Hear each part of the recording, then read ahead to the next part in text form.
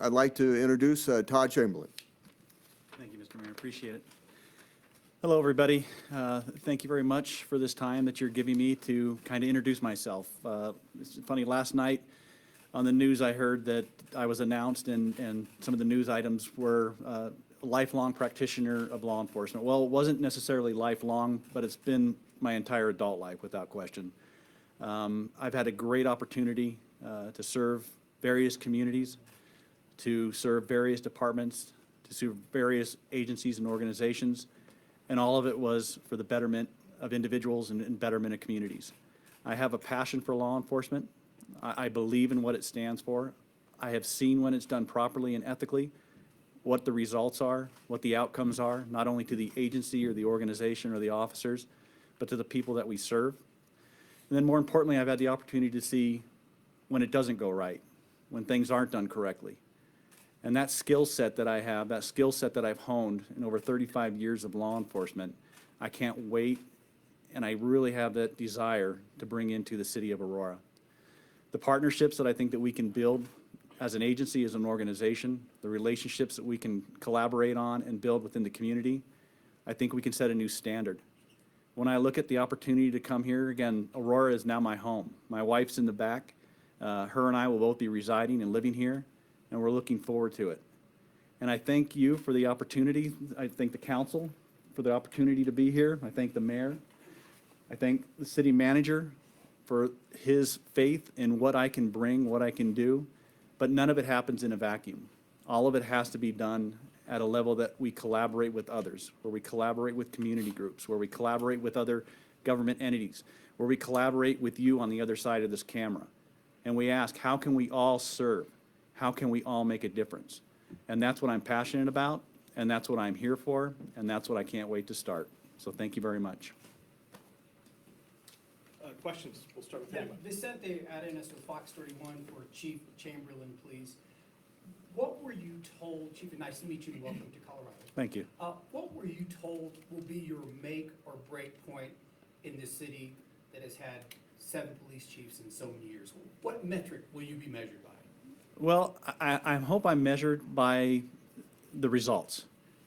And those results are going to come in how people feel living in the city of Aurora, how the community feels. Do they feel that their law enforcement agency, do they feel that the practitioners that are involved in the law enforcement arena, do they feel that they are respected? Do they feel that they are serving? Do they feel that they are giving the community what the community needs and what the community deserves?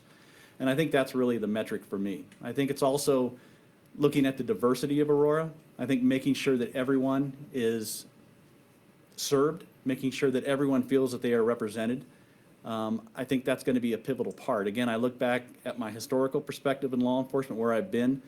I have been in some of the most diverse communities in the United States. I have served in those communities. I have learned in those communities. I have partnership in those communities. And everything that was done before this date, it was something that I have been able to build on. And so that's when you talk about the metric, what's the metric of success? For me, the metric of success is when the community, the citizens of Aurora feel that they have a legitimate police agency that's there to serve them for their best interest, to do the best that they can possibly do. That's going to be my measurement of success.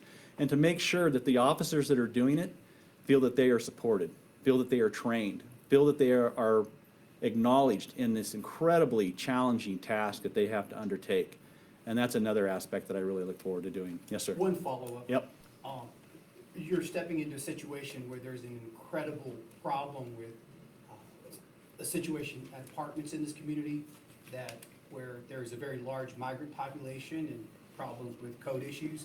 Are you aware of that problem, and have you had a chance to look at that yet in terms of what you might do to perhaps bring down the crime at those particular apartments? You know what, I don't have all of the particulars on the issues that you're talking about. I know some of what you're speaking of. But again, I look at what I have done throughout my career. And again, these issues that you are experiencing here in Aurora are nothing that I haven't experienced in the city of Los Angeles, or many other departments are experiencing right now. With the influx of immigration, making sure that they are accounted for, making sure that they are also served, making sure that they aren't underserved or overserved. And that's really going to be the balance, because I've dealt with a lot of immigrant populations, a lot of very nuanced, different groups. I mean, Ecuadorians, Salvadorians, how they relate to Mexicans, how Mexicans relate to Guatemalans, how Venezuelans relate to other groups, what they do within that system and how they interact. And I think it's really important too, when you talk about the immigration issue involved, is making sure that they feel that they know that they can reach out to Aurora Police Department and have a conversation with us. Because what you see a lot of times is that immigrant population, they will go underreported. So what you're seeing that might be an issue or what might be a conflict, we might not even really know what the real numbers are. And so that's really what my role is too, is to be able to say, not just anecdotally, well, that looks like a bad problem or that looks like an issue, but to really start building the relationships, to start getting some information so that we can actually analyze, come up with an evidence-based approach to say, hey, here's the problems, here are the problem makers. It's not an entire population, it's not an entire immigration group. It's going to be specific people that may or may not be causing the issue. And those are the ones that we were focused on. Those are the ones that we will do intervention prevention programs. Those are the ones we'll do hotspot policing on. Those are the ones that will have short and long-term goals to try to address. So those are the things for me that are going to be important. And again, it doesn't matter if it's in the city of Los Angeles, it doesn't matter if it's the city of Aurora. The most important part to me is that everybody feels that they can come to a police officer.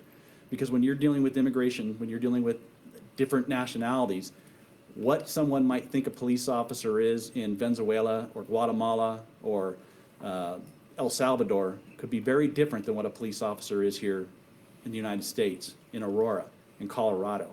And so it's my job, it's my role to have those relationships built to where there's a trust factor where people will step forward and articulate out exactly what's going on, how it's going on, so that we can most effectively address the issue. Thank you. Chief, Esteban Hernandez with Axios. The Attorney General's office, in his statement congratulating you, is calling for a creation of an independent monitor office for Aurora. First of all, are you familiar with this, and do you support that idea? And I'm going to pass that off to... So we actually had funding for an independent police monitor office previously in the budget. When we underwent the consent decree and the consent decree monitor was appointed, we've decided that, there's only one monitor at a time. So the consent decree will be coming to a conclusion in 2027. So, and I know everybody will read the budget cover to cover when I publish it later this month. I'm looking at all of you, but I'll give you a little, preview of that, which is, there will be funding included in the 2026 budget to reestablish the Office of the Independent Monitor, so that there's a transition period from the consent decree monitor to that independent police monitor. Can the chief comment on whether or not he supports that, please? In regards to monitoring, independent monitoring, again, I believe in it. I think it's an important aspect. I think it's something that we should not ever shy away from. I think if you have an organization or a department that is running properly, running ethically, doing all the correct steps, I think that should be applauded. It should be seen. It should be very transparent. And so again, even with the consent decree monitor and what's going on with that and how it's reviewed and how it's looked at, again, I don't look at that as a time to say, wow, I want to make sure nothing bad comes out of this. I want to make sure, hey, let's find out what's really going on. Let's really see what the issues are, what the problems are. Nothing cannot be addressed. But if you don't expose yourself to it, if you don't understand it, it's never going to be better. And so that's what I'm doing right now, is looking for that call for action to make things better. So thank you very much. Ma'am? Hi, welcome. Hi, thank you so much. I'm Susan Green from the Sentinel, and this is a question both for you and for you, Jason. I'm hearing you talk about transparency and availability and engagement. I think the people who are concerned about that really want it on the front end before the vote on the 26th, not on the back end after the fact.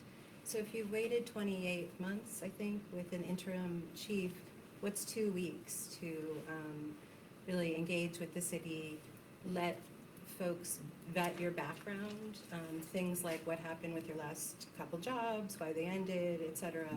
I mean, 28 months, agreed, is a long time, but what is the damage of just putting the vote off for 2 weeks?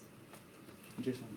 So part of that is, again, it is 28 months, and so that process starts now. So it starts today with this press conference. It starts in the coming weeks here, where Todd will engage and we'll hear folks. And so that's, I think, part of the plan is now we're going to engage from here. It's like 4 days. It's 4 days until the vote. So it's a 4-day public process?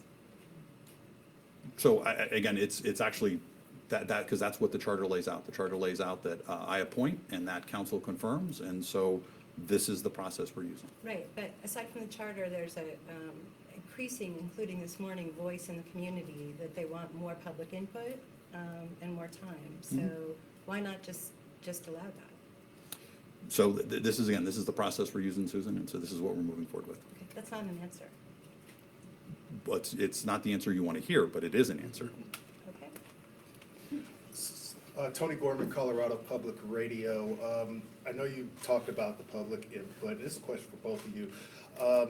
So there have been some organizations that's been upset with that. Organizations, people of color, more importantly, the African American community, and the African American community since 2019 with the killing of Elijah McClain, the outcome of those cases, up to now with Kyle and Lewis. I just want to know your thoughts on your philosophy on accountability, and how do you plan to address these kind of concerns with the African American community, and also too, the Aurora chapter, the NAACP, they said they're willing to work with you, but they're kind of upset that they weren't able to get the public input, but I know you explained that, so I know that's a lot, but. No, I'll start before I turn it over to the chief. I've spoken with Omar. I understand his concerns. I respect his concerns. And so again, part of that for me now is, and I appreciate his willingness to work with the chief, and that's what he's expressed to me, is his disappointment in their lack of public input to this point, but that he has expressed a willingness to work with Todd, and he's looking forward to that. So that's I thank him for that, and that's kind of the next step for us is start building those relationships. So if you want to talk about accountability, chief, and the rest of that question. Yeah, thank you very much for the question, and I think it is without question one of the most important questions that's probably going to come out today, because when you look at law enforcement, when you look at policing, those incidents related to use of force are really the ones that change the dynamics of how law enforcement's looked at. And I'm not talking for any one specific department, I'm talking across the nation, really. And so that accountability component is something that I truly believe in. It's something that I've instituted in every place that I've gone.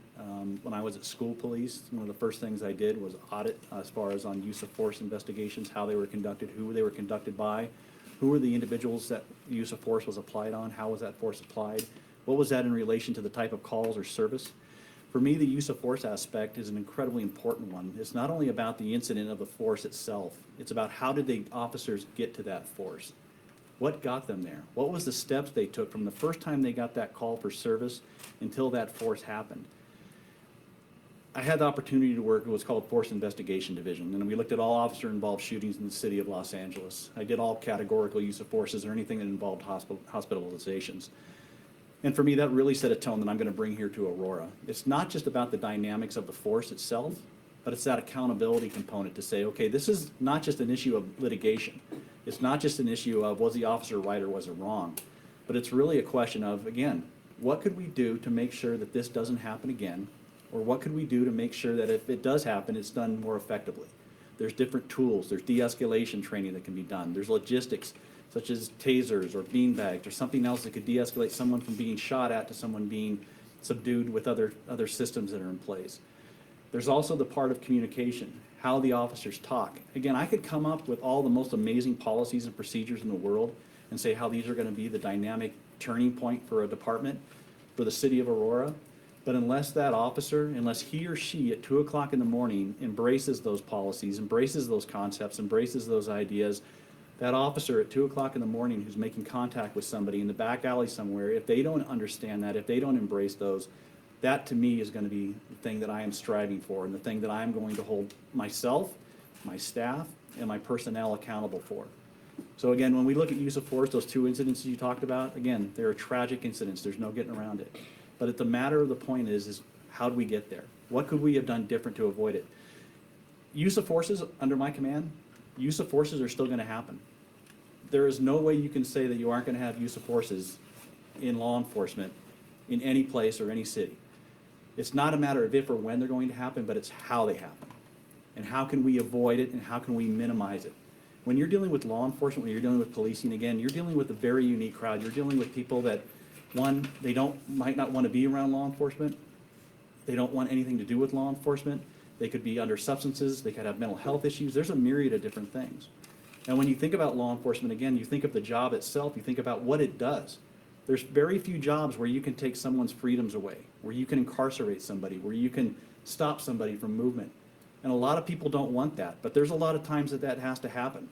And so use of forces are going to happen. And I'm sorry, but that's the unfortunate reality of what life is in law enforcement. But I want to make sure that there's not a disproportionate number of use of forces. I want to make sure that each use of force is investigated thoroughly and properly. If there's a deviation, I want to make sure that not only the officer involved in that use of force understands what happened, but I want to make sure the entire department understands what happened. I want to look at best practices that come out through Bureau of Justice Administration. I want to see what has been the pattern of conduct, what has been the things that have had the hugest impact. When you talk about de-escalation, again, I was at the forefront of de-escalation. The ideas of being able to communicate, to talk, to use time, to use patience, to use different tools. All of those things are things that I have honed and done over my career, and they're all things that I'm really enthusiastically looking forward to bringing into the city of Aurora. Thank you. Thank you very much. Danielle Corder with Denver 7, a question for you, Chief. Can you explain what you perceive to be the challenges of taking over a department that hasn't had steady leadership in so long, and what your strategy would be for that, whether it be morale, department reputation, recruitment? Thank you very much for that. And again, I don't think it's one-dimensional. I think there's many things that are going to have to occur. When you think of what this department is going through and what they have been through, again, this is still an amazing organization. The officers here, again, I've had the opportunity to sit with the staff, and they are all incredibly proud to be in the position of Aurora Police Department. They are incredibly proud to be leaders within that position. When I look at what our interim chief has done, again, being able to bring these concepts and ideas of the consent decree and actually make them into a fruition, again, it's very important. So there's a lot of work to be done, but it's work that's still being built. It's work that can still be built on the foundation. And what I mean by that is, you look at the community aspect. The biggest aspect we have now, does the community feel they can trust Aurora Police Department? Do they have a strong relationship with Aurora Police Department? The consent decree, I think that's a really important part, because again, to have an agency come from the outside and actually dissect and do a biopsy of what your organization or what your agency is doing, nobody really wants that. I went through that with the city of LA, and it's a burden. It's a struggle to deal with it. But it's also a needed burden. It's something that you have to understand, hey, we need to do this. And not only do we need to do it, it's not just about checking the boxes so we can get out of it. That's mildly entertaining to me. I could care less. It's about, are we doing things that are going to set the standard for long after I'm not sitting in that chair, long after much of that command staff is no longer there? Are the things that we are instituting now, or the things that we are putting into place, are they going to resonate down through the organization? To somebody who just stepped out of the academy 3 months ago, I heard you had an academy class of about 30 officers. The truth and the actual evaluation of success is going to be, do those officers that stepped out 3 months ago, in 30 years, are they still going to have the same values, the same beliefs, the same ideas about how policing should be done and where it should be done and when it should be done? That to me will be a success. I think the morale, when you look at all of it, again, my plan for this and what I always will focus on is going to be 3 things: crime, the community, and risk mitigation, both internal and external. The community, again, that community partnership, community policing, I thoroughly believe in it. I thoroughly have instituted it. When I think of 21st century policing, the pillars that are related to that, again, I've been an instructor for the past about 6 years at California State University, Los Angeles. And it's been incredibly rewarding for me to be able to teach in an environment that I used to patrol. And the things to me that was so important about that is to be able to stay constant on what is unfolding within the law enforcement community. How can that be pressed into somebody who's young, who has an idea about what they want to be and how they want to be, and not just see the negative aspects, but see the aspects where they can actually change society, they can impact a person's life. The morale that's involved with that, again, treating our employees of the Aurora Police Department with the respect that I believe that they deserve, making sure that we understand that there is staffing issues that we have to address. We can't just keep saying, oh, everything's okay, and we're going to keep pushing black and whites out and not expect them at some point to say, hey, I got a workload here and I can't keep doing this. There's organizational issues, there's policy procedure issues. There's a lot of different things that are going to measure success. But again, when I get here, when I get that opportunity to look, to do a biopsy, to do a case analysis, the one thing that, again, I've very been thankful for is I had the opportunity to work in a private sector position. That private sector position was focused specifically on technology and how technology and data could enhance law enforcement. And again, when you see something that's happening and you're not capturing it and then you don't understand it, well, then how do you know where to put your officers? How do you know where to spend your money? How do you know what and when we need to do what we need to do? So again, that evidence-based approach to me, that's a term you're going to hear a lot from me. It's evidence-based because I truly believe in it. It has to be founded on evidence. It can't be anecdotal information. It can't be something, oh, this person said that, so we're going to go flood this area, or that person said that. It's going to be based upon looking at the statistics, looking at the information, having conversations with the community, ensuring that this is a problem to them. Once we verified it, once we looked at it, then let's get our resources and let's allocate a plan and a strategic way to address this problem. So again, it's a multifaceted approach, but I do hope that I can bring the stability that this department needs. Again, when you hear all the issues related to the selection process, I think the question has to be, well, has the selection process worked in the past? And I'm going to be very candid with you. I don't think it has. You've had 5 chiefs in 5 years, and for whatever reason, why, how that selection went, I don't know. But I know that I'm here to commit. I'm here to take this organization. I'm here to say that I am part of the city of Aurora. I am part of the city of Aurora Police Department, and I am looking forward to what's going to unfold. Chief Shelley Brever with the Denver Post. You just mentioned data and technology. APD recently stopped a year-long program of reviewing all body-worn camera footage with AI to sort of determine professionalism in the audio. Would you support bringing that program back, or some sort of similar oversight that reviews all footage from body-worn cameras? You know what, I don't know specifically about the system you're talking about, so I'm not going to really get into that, but I do believe that technology can be used in ways that hasn't been used in law enforcement. I think when you look at the development of AI, when you look at the technology that's out there, I think we're going to see an incredibly interesting time in law enforcement like we are across the world right now. And again, I am one who, I embrace that. I am going to look for the most effective, efficient way to use technology to enhance Aurora's Police Department commitment and service to the community that we serve. And I never will shy away from that. Again, it's something that I've been deeply ingrained in. It's something that I grew up on in LAPD through ComStats, and it's something that I really look forward to bringing into here. Chief, a follow-up question. Yep. Have you, Vicente Arenas with Fox 31 again. Yes, sir. Are you familiar with the gang called Tren de Aragua, commonly referred to as TDA? I've been talking with a lot of people in the streets here of Aurora saying they are in fear of a gang like this, and a lot of them fear that they could be killed because of the violence that they're carrying out. We're wanting to learn more about that gang, and a task force was recently established to address it. Are you familiar with this gang, and do you know how to deal with a gang like this? Yeah, and sir, thank you for the question. No, I'm not familiar with that particular gang, but I was raised and lived in a community and worked in a community where gangs were actually founded. When you look at the Rolling 60s, when you look at M13, when you look at Salvadorian gangs, again, my experience with them is extensive. My knowledge of them is extensive, and I think more importantly, my ability to address them is extensive. And what I mean by that is not just addressing them through enforcement activities. That's going to be without question a part. Like I said, we're going to focus on the individuals that are causing the issue.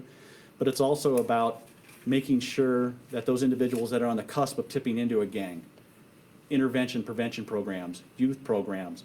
Again, a big part of what I did as a chief of police with Los Angeles School Police was looking at the opportunity to intercede or change the dynamics or trajectory of an individual or a child before they actually fell into gangs. I did a lot of work with Operation Ceasefire through National Network for Safe Communities, which was out of John Jay College in New York. I actually instituted what was known as the Ceasefire program in LA, where it was a community collaborative, where the community identified issues, we identified locations that were problematic, we identified individuals where gangs actively involved, where there was a high propensity for violence, either being shot or shooting at somebody, and we used those as levers to change the dynamics. And it wasn't just a law enforcement thing. And to me, that to me is the thing that's so important. It wasn't just me up there saying, hey, this is what law enforcement's going to do and pointing that finger. It was about having a whole room of people behind me, having district attorneys, city attorneys, having community groups, having gang interventionists, having mothers who have lost children to gang violence, being able to stand up in front of these individuals that were called in who, again, had a high propensity of being involved in shootings or shooting someone else, and talking about what it was like to lose their 11-year-old daughter to a gang drive-by shooting. So again, to me, gangs are nothing new. I look forward to learning about the gangs that are here. And more importantly too, the relationship that you had with that community that articulated out to you those specifics, those fears, those ideas, I want that. I want to be able to make sure that I understand what they are feeling. And I want to make sure, again, that they feel safe enough to come forward and let us know about that. Will you commit to going to these gang hotspots to visit these communities and being a boot on the ground there to learn more about what they're experiencing? Oh, absolutely. Yep. Chief Aaron Adelson, 9 News. LA reportedly settled a lawsuit for more than $1 million from a former officer under your command for failing to address his concerns about racism. How can you ensure that members of this department and the community will be treated equally? Yeah. And I'm going to rephrase what you said because it was about me not addressing the issue. Again, I think that's one of the reasons why I'm here, because that lawsuit specifically came from a hostile, discriminatory work environment that was allowed to go for way too long. I stepped into a command. I was there for about 2 weeks. An officer approached me and said, hey, I got this thing here. I don't feel comfortable with this. I realized what was going on, and it was a small unit. I realized what was going on. I actually removed the sergeant from the position, put him into another place. I got called in our environmental workplace unit. The environmental workplace unit started to find out that, hey, this isn't just one singular event. This is a pattern of conduct that has been taking place for approximately about 4 years. It was black on black officers, it was Hispanic on black, it was Asian on black, and then there was a couple of white officers that were involved in this as well. But it was basically a practice that this unit has been allowed to basically cultivate. And so again, I was there for 2 weeks. I saw this, I identified it. It went from an internal workplace evaluation. Then I said, this is involving internal affairs based on the hostility, based upon everything, the discriminatory issues, based upon all the items. So it then went to internal affairs. Ultimately, a number of those officers got relocated or reassigned. There was a lawsuit. I was never named in the lawsuit.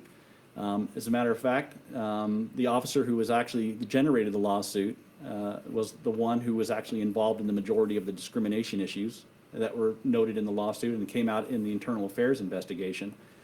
So again, when you asked me about that, I'm thankful you did, because when you look at cultural changes of an organization, I think you have to have a leader, or you have to have someone in charge who's willing to step forward and take those on.